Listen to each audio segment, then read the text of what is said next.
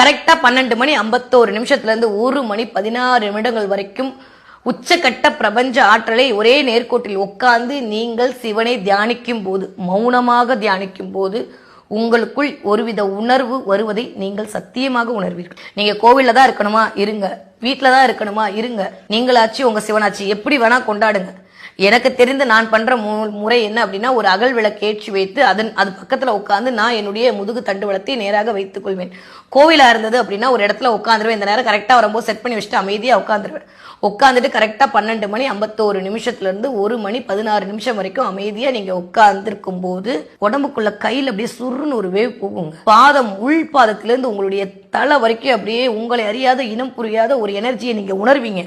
நீங்க உட்கார்ந்தீங்கன்னா உணர்வீங்க. இந்த தடவை அதுவும் ஒரு ஜோதிடரா சொல்லும் போது கிட்டத்தட்ட 4 கிரகங்களும் ராகுவின் பிடியில் இருக்கக்கூடிய இந்த அமைப்பு எப்பேற்பட்ட பிரச்சனையும் உலக பிரச்சனையும்